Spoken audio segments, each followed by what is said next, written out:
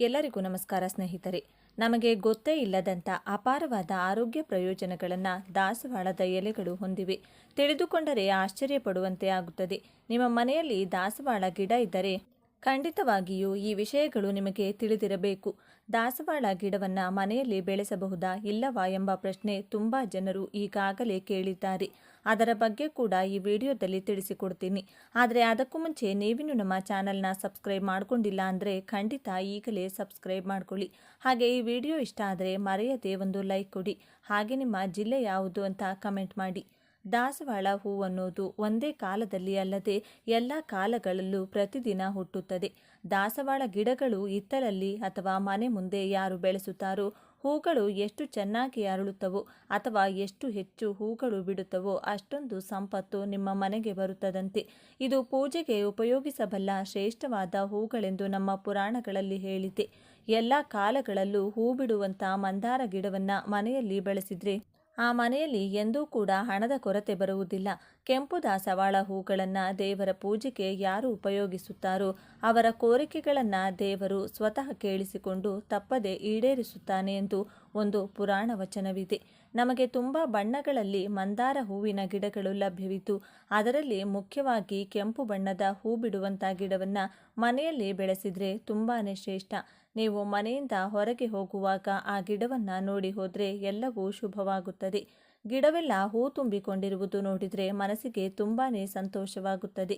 ಮಾನಸಿಕವಾಗಿ ಯಾವುದಾದರೂ ದೋಷಗಳಿದ್ರೆ ಅದನ್ನು ಕೂಡ ಮಂದಾರ ಗಿಡ ಹೋಗಲಾಡಿಸುತ್ತದೆ. ಮಂದಾರ ಗಿಡವನ್ನು ನಿಮ್ಮ ಮನೆಯಲ್ಲಿ ಬೆಳೆಸುವುದರಿಂದ ಅತಿ ಶೀಘ್ರದಲ್ಲಿ ನಿಮಗೆ ಲಕ್ಷ್ಮಿ ಕಟಾಕ್ಷ ಪ್ರಾಪ್ತಿಯಾಗುತ್ತದೆ. ಇನ್ನು ಮನೆಯಲ್ಲಿ ಈ ಗಿಡವನ್ನು ಬೆಳೆಸುತ್ತಿರುವವರು ಅಥವಾ ಬೆಳೆಸಬೇಕು ಅಂದುಕೊಂಡವರು ನಿಮ್ಮ ಮನೆಯ ಸಿಂಹದ್ವಾರದ ಬಲಭಾಗ ಬೆಳೆಸಿದರೆ ತುಂಬ ಒಳ್ಳೆಯದು. ಹಿತ್ತಲಲ್ಲಿ ಬೆಳೆಸುವವರು ಎಲ್ಲಿ ಬೇಕಾದರೂ ಬೆಳೆಸಬಹುದು. ಯಾವ ಮಹಿಳೆ ದಾಸವಾಳ ಹೂವನ್ನು ಪ್ರತಿದಿನ ಸ್ವಲ್ಪ ಹೊತ್ತಾದರೂ ತಲೆಯಲ್ಲಿ ಹೂವನ್ನು ಮುಡಿಯುತ್ತಾರೋ ಅವರು ದೀರ್ಘ ಸುಮಂಗಲಿಯಾಗಿ ಜೊತೆಗೆ ಆರೋಗ್ಯವಾಗಿ ಬದುಕುತ್ತಾರೆಂದು ಹೇಳಲಾಗುತ್ತದೆ. ದಾಸವಾಳದಲ್ಲಿ 2 ವಿಧಾನ ಇದೆ. ಒಂದು ತಿಕ್ಕಾಗಿ ಬಿಟ್ಟರೆ ಇನ್ನೊಂದು ಎಲೆ ಎಲೆಯಾಗಿ ಬಿಡುತ್ತದೆ. ಇದರಲ್ಲಿ ನೀವು ಯಾವುದನ್ನಾದರೂ ಬೆಳೆಸಬಹುದು. ಆದರೆ ಕೆಂಪು ಬಣ್ಣದ ಹೂ ಬಿಡುವಂಥ ಗಿಡವನ್ನು ಬೆಳೆಸೋಕೆ ಪ್ರಯತ್ನ ಮಾಡಿ. ಮಂದಾರ ಹೂವಿನ ಮಾಲೆಯನ್ನು ದೇವರ ಆರಾಧನೆಗೆ ಬಳಸಿದರೆ ತುಂಬ ಒಳ್ಳೆಯದು. ಎಲ್ಲ ದೇವರ ಪೂಜೆಗಳಲ್ಲೂ ಈ ಹೂವನ್ನು ಉಪಯೋಗಿಸಬಹುದು.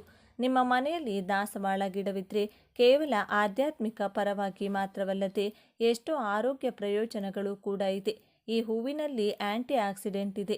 ಇದು ಧೂಳು ಹಾಗೂ ಕೆಟ್ಟ ಸೂರ್ಯನ ಕಿರಣಗಳಿಂದ ನಮ್ಮ ಚರ್ಮವನ್ನು ಕಾಪಾಡುತ್ತದೆ.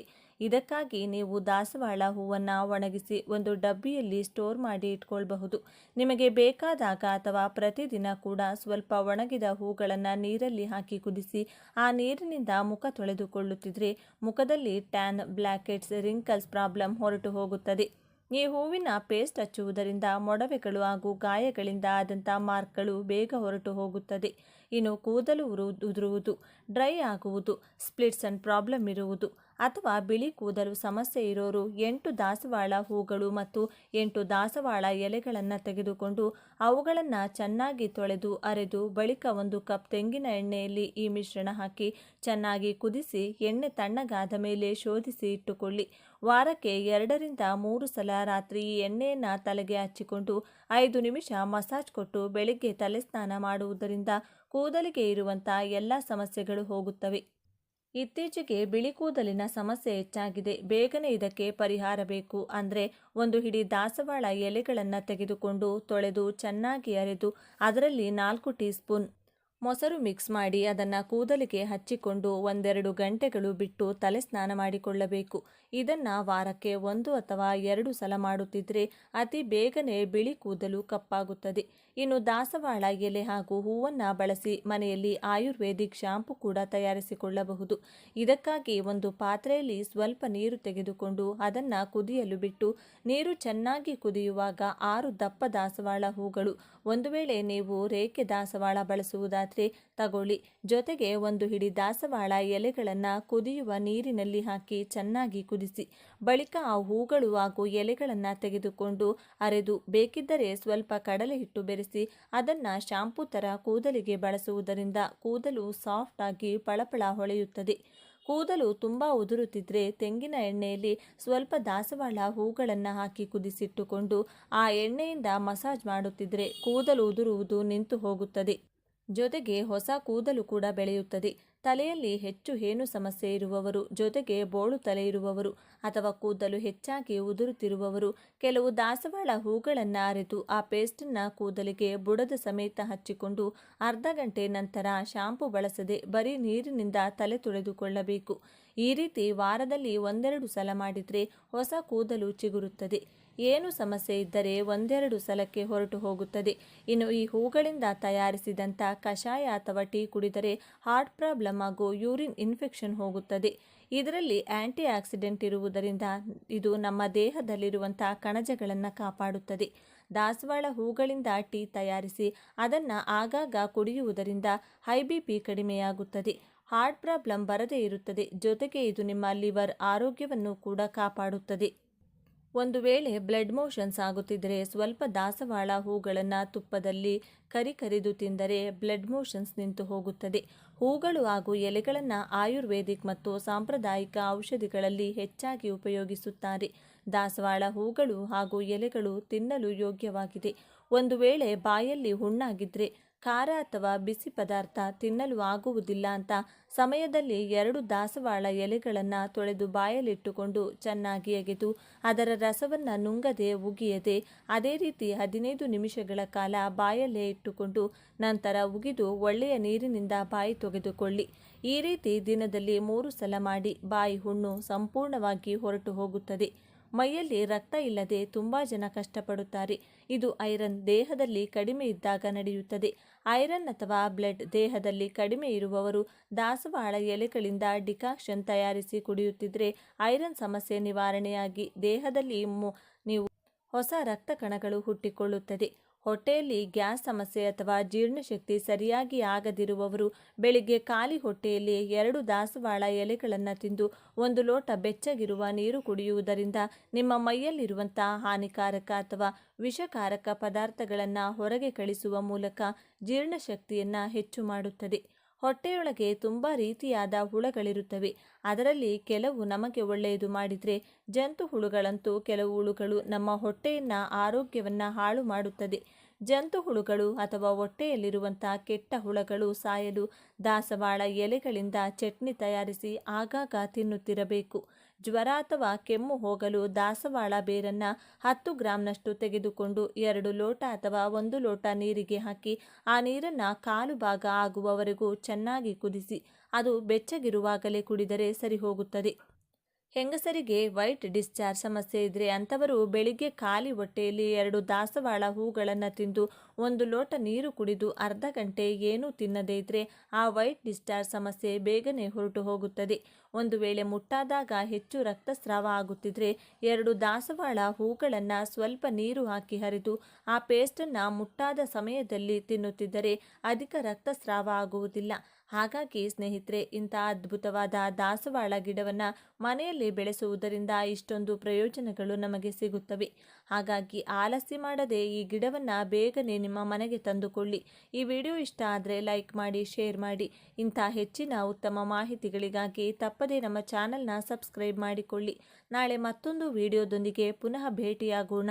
ಈ ಭೂಮಿಯ ಮೇಲೆ ಅನೇಕ ಅದ್ಭುತ ಸಸ್ಯಗಳಿವೆ. ಅವುಗಳಲ್ಲಿ ಪ್ರತಿಯೊಂದು ಒಂದಲ್ಲ ಒಂದು ವಿಶೇಷತೆಯನ್ನು ಹೊಂದಿವೆ. ವಾಸ್ತವವಾಗಿ ಭೂಮಿಯ ಮೇಲೆ ನಿಷ್ಪ್ರಯೋಜಕ ಸಸ್ಯ ಎಂದು ಯಾವುದೂ ಇಲ್ಲ. ಯಾವುದಕ್ಕೆ ಯಾವುದು ಉಪಯೋಗವಾಗುತ್ತದೆ, ಎಷ್ಟು ಪ್ರಮಾಣದಲ್ಲಿ ಬಳಸಬೇಕು ಎಂದು ತಿಳಿಯದೆ ನಾವು ಅದನ್ನು ಕಳೆಗಿಡವೆಂದು ನೋಡುತ್ತೇವೆ. ಆದರೆ ಆ ಗಿಡವನ್ನು ಹೇಗೆ ಬಳಸಬೇಕೆಂದು ತಿಳಿದರೆ ಒಂದು ಸಾಮಾನ್ಯ ಗಿಡವು ನಮ್ಮ ಆರೋಗ್ಯಕ್ಕೆ ರಕ್ಷೆಯಾಗಿ ನಿಲ್ಲುವ ಶಕ್ತಿಶಾಲಿ ಔಷಧಿಯಾಗಿ ಬದಲಾಗುತ್ತದೆ. ಇಂದು ನಾವು ರಸ್ತೆಗಳ ಪಕ್ಕದಲ್ಲಿ, ಹೊಲಗಳ ಬೇಲಿಗಳ ಉದ್ದಕ್ಕೂ, ಪಾಳು ಬಿದ್ದ ಪ್ರದೇಶಗಳಲ್ಲಿ 100 ಸಂಖ್ಯೆಯಲ್ಲಿ ಹೇರಳವಾಗಿ ಕಂಡುಬರುವ ಒಂದು ವಿಶೇಷವಾದ ಗಿಡದ ಬಗ್ಗೆ ತಿಳಿದುಕೊಳ್ಳೋಣ.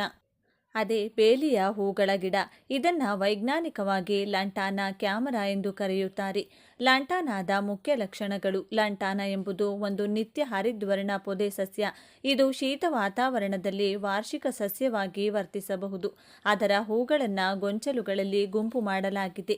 ಸಾಮಾನ್ಯವಾಗಿ ಹಳದಿ, ಗುಲಾಬಿ, ಕಿತ್ತಳೆ ಮತ್ತು ನೇರಳೆ ಬಣ್ಣಗಳಂಥ ರೋಮಾಂಚಕ ಬಣ್ಣಗಳ ಮಿಶ್ರಣವನ್ನು ಪ್ರಸ್ತುತಪಡಿಸುತ್ತದೆ. ಪ್ರತಿಯೊಂದು ಹೂ ಕೊಳವೆಯಾಕಾರವಾಗಿದ್ದು ಪರಾಗಸ್ಪರ್ಶಗಳಿಗೆ ಆಕರ್ಷಕ ಆಯ್ಕೆಯಾಗಿದೆ.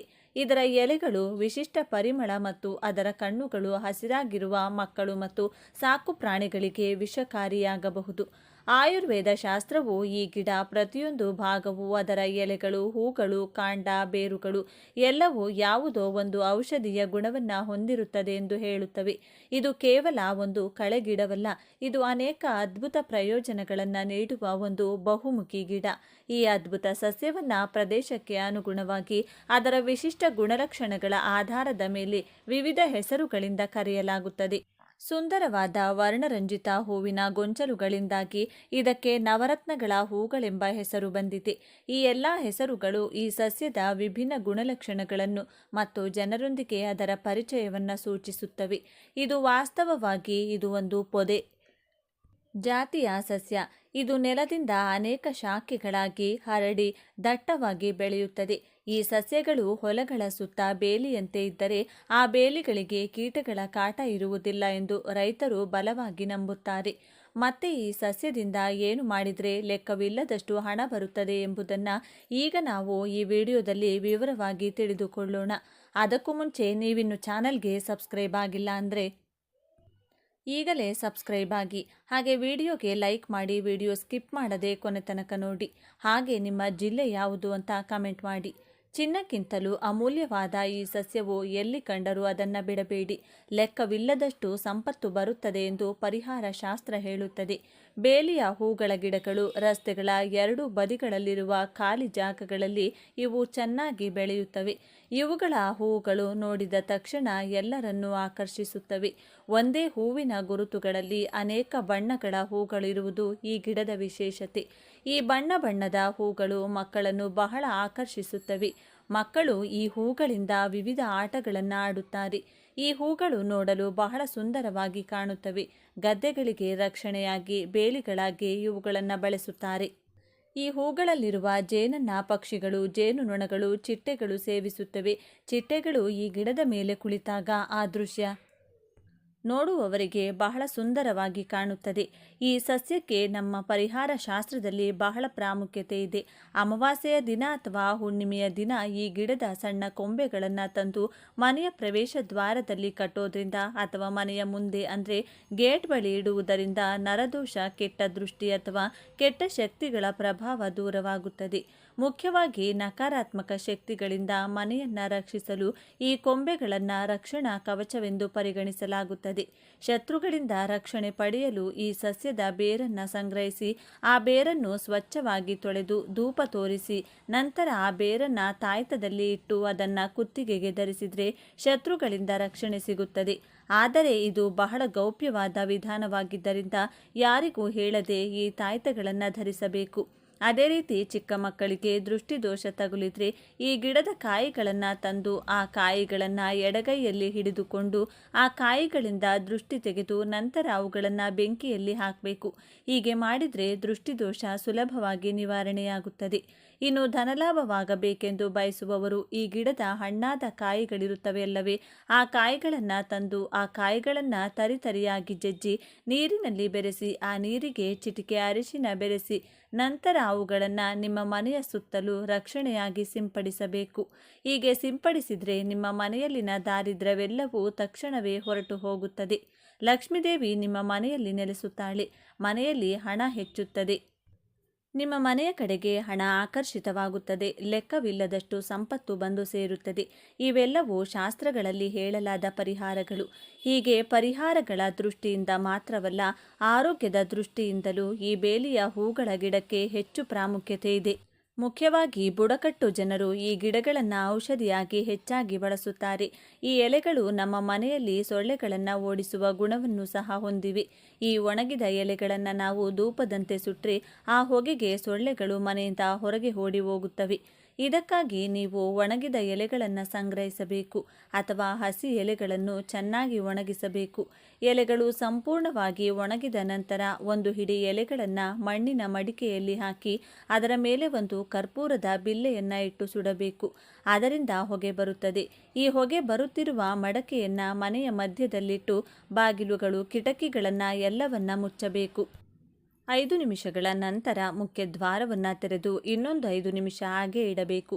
ಹೀಗೆ ಮಾಡೋದ್ರಿಂದ ಸಾಯದೆ ಉಳಿದ ಸೊಳ್ಳೆಗಳು ಮುಖ್ಯ ದ್ವಾರದ ಮೂಲಕ ಹೊರಗೆ ಹೋಗುತ್ತವೆ.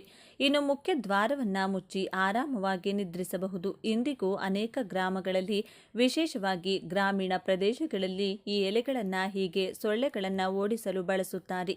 ಈ ಗಿಡದ ಎಲೆಗಳನ್ನು ಹಾವು ಕಡಿತಕ್ಕೆ ಪರಿಹಾರವಾಗಿ ಬುಡಕಟ್ಟು ಜನರು ಔಷಧಿಯಾಗಿ ಬಳಸುತ್ತಾರೆ. ಹಾವು ಕಚ್ಚಿದ ಜಾಗದಲ್ಲಿ ಈ ಎಲೆಗಳನ್ನು ಅರೆದು ರಸವನ್ನು ಹಚ್ಚಿದರೆ ವಿಷದ ಪರಿಣಾಮ ಕಡಿಮೆಯಾಗುತ್ತದೆ ಎಂಬುದು ಅವರ ನಂಬಿಕೆ. ಈ ಎಲೆಗಳನ್ನು ಬಿಸಿ ನೀರಿನಲ್ಲಿ ಹಾಕಿ ಆವಿಯನ್ನು ಸೇವಿಸುವುದರಿಂದ ಶ್ವಾಸಕೋಶ ಸಂಬಂಧಿ ಕಾಯಿಲೆಗಳಾದ ಶೀತ, ಕೆಮ್ಮು ಇತ್ಯಾದಿಗಳು ಗುಣವಾಗುತ್ತವೆ.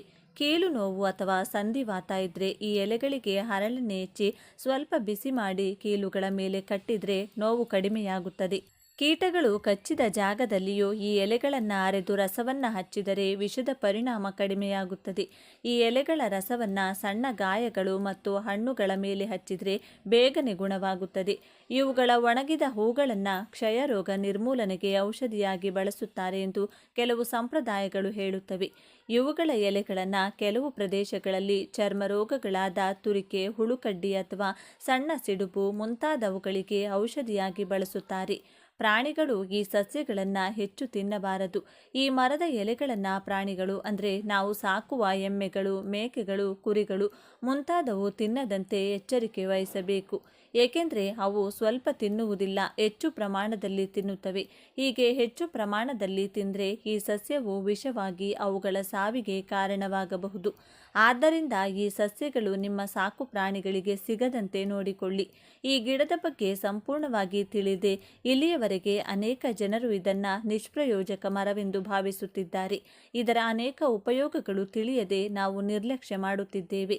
ಗಿಡವನ್ನು ಕಿತ್ತು ಬಿಸಾಡದೆ ಇದನ್ನು ರಕ್ಷಿಸಿಕೊಂಡ್ರೆ ಅದು ನಮಗೆ ಮತ್ತು ನಮ್ಮ ಪರಿಸರಕ್ಕೆ ಬಹಳಷ್ಟು ಒಳ್ಳೆಯದನ್ನು ಮಾಡುತ್ತದೆ. ಆದ್ದರಿಂದ ನೀವು ಸಹ ಅನೇಕ ಉಪಯೋಗಗಳನ್ನು ಹೊಂದಿರುವ ಈ ಗಿಡಗಳೊಂದಿಗೆ ಈ ಸಲಹೆಗಳನ್ನು ಅನುಸರಿಸಿ ಉತ್ತಮ ಫಲಿತಾಂಶಗಳನ್ನು ಸಹ ಪಡೆಯಿರಿ. ಈ ವಿಡಿಯೋ ನಿಮಗೆ ಇಷ್ಟ ಆದರೆ ಲೈಕ್ ಮಾಡಿ, ಶೇರ್ ಮಾಡಿ. ಇಂತಹ ಹೆಚ್ಚಿನ ಉತ್ತಮ ಮಾಹಿತಿಗಳಿಗಾಗಿ ತಪ್ಪದೆ ನಮ್ಮ ಚಾನಲ್ನ ಸಬ್ಸ್ಕ್ರೈಬ್ ಮಾಡಿಕೊಳ್ಳಿ. ನಾಳೆ ಮತ್ತೊಂದು ವಿಡಿಯೋದೊಂದಿಗೆ ಪುನಃ ಭೇಟಿಯಾಗೋಣ. ಧನ್ಯವಾದಗಳು.